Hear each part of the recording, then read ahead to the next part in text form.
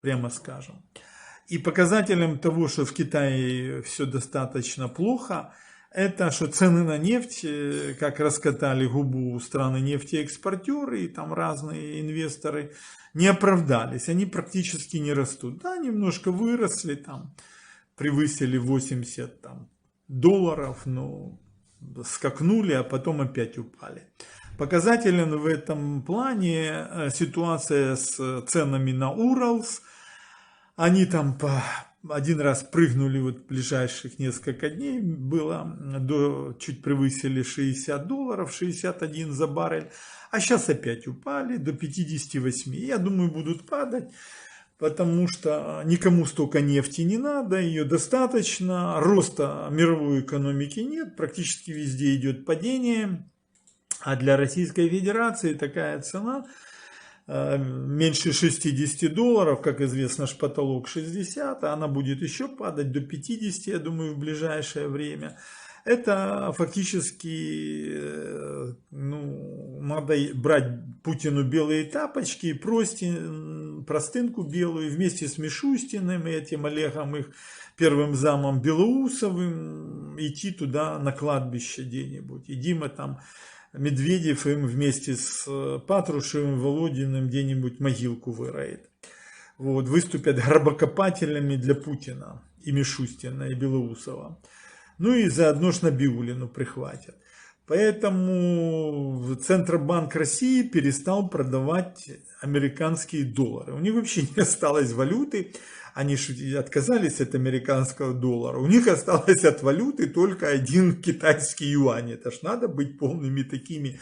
Я даже, ну, как-то не хочу слова такие использовать, радикальные, но я таких, честно говоря, еще не видел. Отсталых во всех отношениях. То есть, ну нельзя ставить вот таких глупых людей у руля, понимаете? Особенно если у них вместо мозгов социалистическо-коммунистическое варево, отруби там какие-то, шуба под майонезом, понимаете, у этого. Ну, Мишустин, он вообще мытарь, он вообще в этом плане, извините за выражение, тупой. Но вот этот Белоусов, у них там считается, это их главный идеолог. Он просто чистый, как это, коммуносоциалист, таких, знаете, кондового такого портяночного разлива. Ну, как говорится, флаг им в руки, пусть пробуют, говорит. Одна попробовала, говорит, да. Говорит, надо когда-то решиться, сказала, говорит, и села на карандаш. Так вот это и Мишустин вместе с этим Белоусовым. Ну, а Путин что Путин? Они его водят, как этот Медведчук его водил вокруг пальца. Водят и водят. Говорит, куда ты завел нас, проклятый старик? Говорит, идите вы нафиг, я сам заблудился. Вот они этого уже, Путина уже завели, говорит, теперь у него над головой молнии сверкают, говорит, и по уши он в дерьме сидит. Еще хуже будет. Ну, что с тупых возьмешь? Так вот, у них с экономикой очень плохая ситуация, и сейчас им вводят еще на дизельное топливо, будет где-то 100 долларов планка, это очень маленькая, конечно, цена. Теперь и Япония вжарила Российскую Федерацию, Путина, как говорится, лично по самые помидоры. Там такие введены санкции и на атомный сектор, и на робототехнику, и на медицинские препараты, и там эти разные вакцины и так далее, и так далее, и так далее. На нефтеоборудование, газооборудование. То есть Япония пошла в открытую, в полный рост на изоляцию Российской Федерации. То есть взят курс на фактически их финансово-экономическое уничтожение. Естественно, что Россия выдержать не может, потому что потери огромнейшие на фронте с Украиной, просто огромные. И, перебьют мобиков. Тут еще же пусть сделают посевную кампанию, вообще сельхозкомпанию. Они же призвали в очень больших объемах этих трактористов и прочих людей, которые умеют работать на этих инструментах, сельхозтехнике, автомобилях, комбайнах и прочем, в угольной промышленности, в перерабатывающей, горнодобывающей. значит, там идет падение. Как подготовить и таких специалистов? Их очень практически невозможно подготовить. Это очень сложное, кропотливое дело. Поэтому Путин понимает, что каждая неделя она ведет к его финансово-экономическому удушению. А 15 миллиардов, даже уже больше долларов в месяц, где-то уже 17 миллиардов долларов в месяц вы не положь на ведение вот этой войны с Украиной. И это будет увеличиваться все время. Более того, поскольку все-таки танки пойдут, ну не сейчас, а надо еще и дождаться январь, чтобы закончился, потом февраль, март, но все равно к апрелю они начнут уже идти в таком достаточно большом объеме. А как только они пойдут, да плюс будет авиационный Рамштайн, конечно, хотелось бы, чтобы уже заменили этого Резнякова, был какой-то более нормальный, компетентный и не связанный с общаками какими-то, криминальными системами человек, я так думаю, может я ошибаюсь, конечно, там только на продовольствии, и так как по первому прикиду выходит, что куда-то, так сказать, произошла усушка, утруска на 4 миллиарда гривен, так, а есть же еще куча всех других, так сказать, расходов, и там же везде подписи Резнякова стоят, да. Ну, речь идет все-таки, что, видимо, он консильери львовского какого-то сообщества. Вот, Коза Ностра, знаете, да, и всегда там и Коза Ностра, и в Италии, и в Штатах есть такие люди, консильери называются в них. Ну, вот по подобию где-то, по аналогии можно говорить, что он какой-то из них такого же разлива. И это все привносит все более такую удручающую цветов ситуацию для западных лидеров. Особенно в связи с тем, что республиканская партия взяла под контроль Нижнюю палату и давит Байдена по полной программе и Демпартию.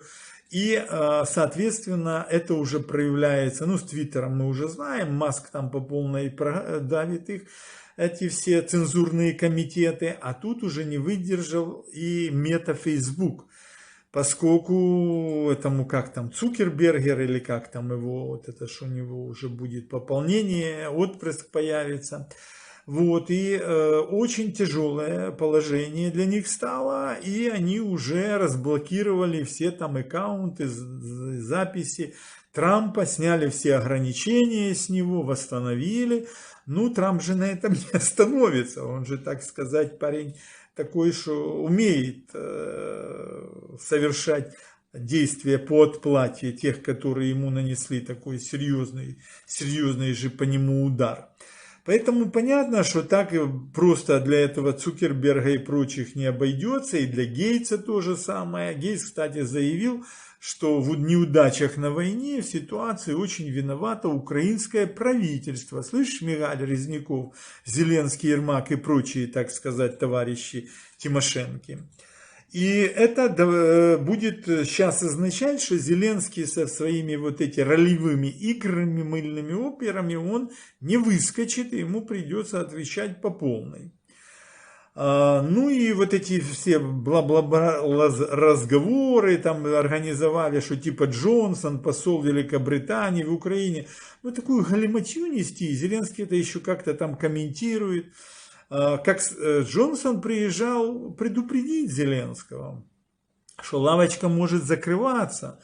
И приезжал просто сказать ему, что есть у тебя вариант, тебе надо поменять смотрящего. Вот. То есть Ермака и прочих, которые там находятся, их всех надо убрать. Видимо, рекомендовал ему очистить организм, наверное, тоже, чтобы он мог, так сказать, не совсем быть зелено-желтым от этого всего принимания. И рекомендовал, что надо полностью рубить концы связки с Могилевичем, Шнайдером, Семой и с этим дорогим, так сказать, Николаем, этим самым Галушко, который возглавлял все КГБ, которые только можно, и оставил тут своих всех соратников, вот, Муху, Наливайченко, дочек и прочих, так сказать, женщин разных и мужчинок. И надо за это будет сейчас отвечать. И поэтому надо этот конец рубить, выкидывать всю московскую КГБистскую шваль-агентуру, ну и, соответственно, перекоммуникатироваться тогда на Запад, на Великобританию, скорее всего, на Ми-6 и так далее. И Зеленскому предлагают, видимо, получить соответствующую фигуру, так сказать, мой дядя самых этих честных правил, да. Вот дядю ему предлагают в наставники какие-то, который будет вести его и его супругу. Ну и, соответственно, формировать окружающее сообщество, да, Зеленский. Зеленский на это, конечно, не соглашается, и те, которые его ведут, тоже не соглашаются, но тогда будет другая ситуация.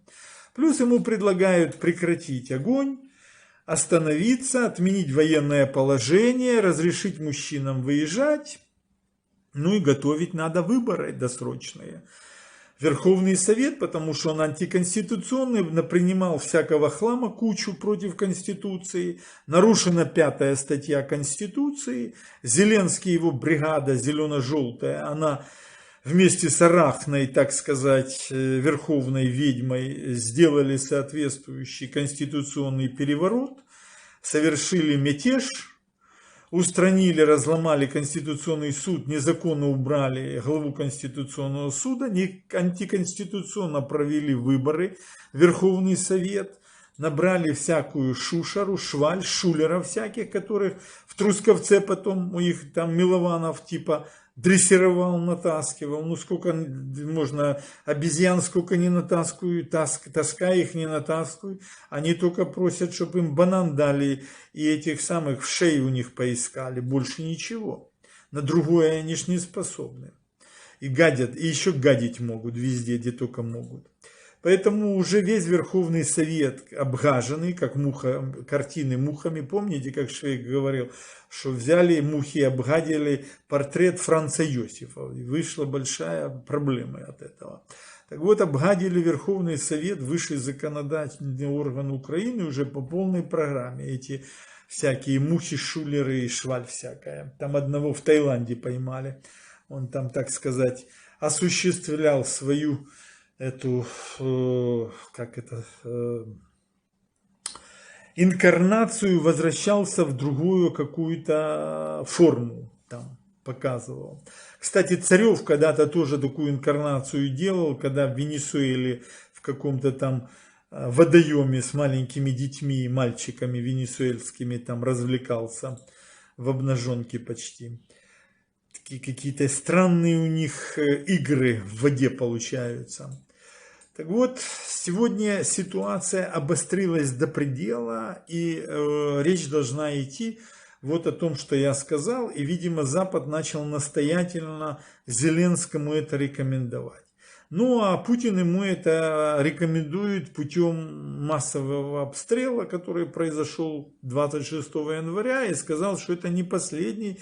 Так что, ребята, готовьтесь, киевляне, харьковчане, Днепр, одесситы, Херсон, Николаев, Винница, Полтава и все прочие, готовьтесь, сейчас будут новые по вам удары наноситься.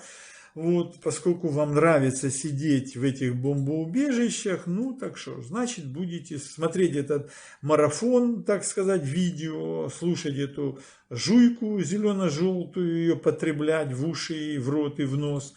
Ну и раз вы любите зелено-желтую лапшу, которая висит у вас с ушей, ну так флаг вам в руки, вперед из песней. А мы за вами, да? И, естественно, столкновение будет усиливаться, потому что ухудшаются положения всех рядом стоящих стран, прежде всего Турция. В Турции, чтобы вы понимали, да, инфляция составила 84,4% потребительная за 11 месяцев 2022 года. То есть по 2022 году можно предположить, что она достигла 100%. Это колоссальное фактически уничтожение турецкой экономики. Они там надувают щеки, что у них там фондовый рынок вырос, там авиакомпаний, там еще каких-то банков и так далее. Стали эти эти акции выше? Ну, стали почему? Потому что все остальные летать перестали. И в Россию летают только теперь турецкие авиакомпании. США им пригрозили, что если не прекратите, то вообще никуда летать не будете. То есть Штаты их уже так приметили и в прицел взяли. Говорит, паренька приметили, тихой песней Эрдогана встретили. Да, и в забой отправился парень молодой, или не совсем молодой.